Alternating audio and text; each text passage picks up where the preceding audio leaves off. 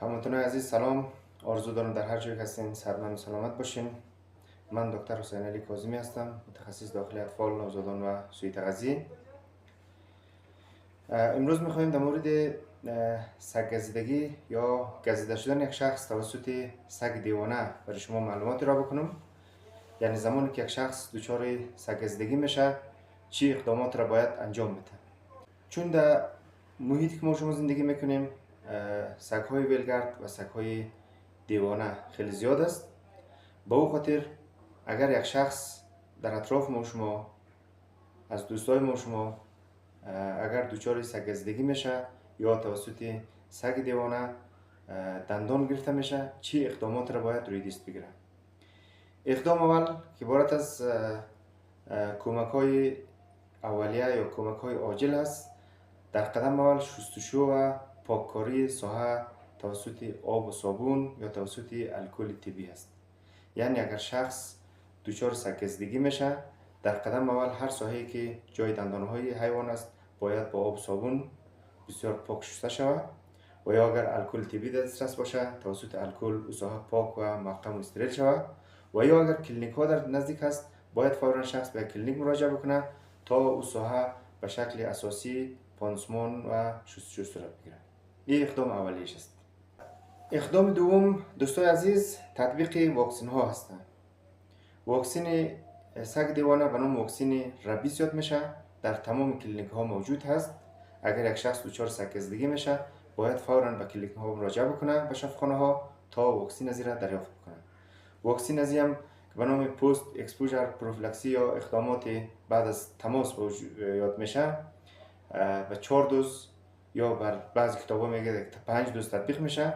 دوز صفری داره، در روز اول است، در روز سوم است، در روز هفتم است، در روز 14 است و بعضی کتابا میگه که در روز 28 هم برش داده شود.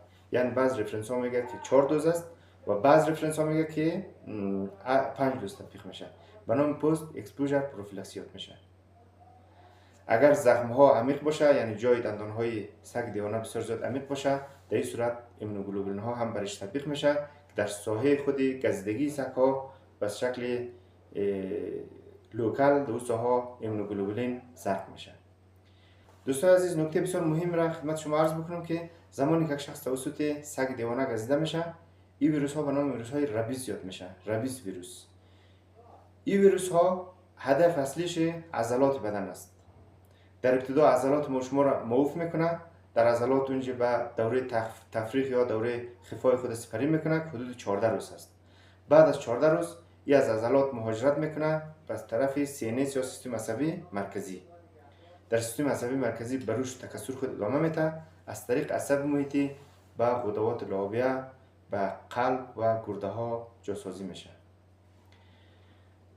نکته بسیار مهم خدمت هموطنان عزیز عرض بکنم است که اگر خودتان یا دوستایتان یا کسی را سگ دیوانه دندان میگیره یا به اصطلاح ساده توسط سگ گزیده میشه باید 100% واکسن های از را باید اخذ بکنه. به خاطر که اگر واکسن نگیره شخص اگر اعراض علائم پیش شخص وجود بیاید، مثلا شخص تخرشیت پیدا بکنه، بی‌صبری و بی‌حوصلگی برش پیدا شود، سردردی و جاندردی برش پیدا شود که اعراض علائمش است. اگر یک بار اعراض علائمش در نزد شخص به وجود آمد دیگر 100% کشنده است. به او خاطر هموطنان عزیز اگر یک شخص دچار سگ گزیدگی میشه یا توسط سگ دیوانه یا حیوان دیوانه دیگه گزیده میشه یا دندان گرفته میشه باید فوراً اقدامات اولیش که عبارت از شستنش است توسط آب و صابون توسط الکل. اقدام دومش عبارت از واکسن است که به 4 دوز یا 5 دوز توسط مسئولین بخش واکسن ها در شفاخانه ها تطبیق میشه. باید دو اقدام را 100% عملی بکنن. در غیر از او خدای نخواسته اگر یک بار اعراض علائم مرض سگ دیوانه پیش یک شخص به وجود بیاید 100% کشنده است و هیچ تداوی هم نداره. دوستان عزیز این بود معلومات بسیار مختصر در قسمت مرض سگ دیوانه یا گزیده شدن یک شخص توسط سگ دیوانه. این ویدیو را با دوستا و عزیزای خود شیر بسازین تا اگر دچار چنین حالت میشه خدای نخواسته این اقدامات را روی دست بگیرن. تشکر از توجه شما. زنده و سلامت باشید.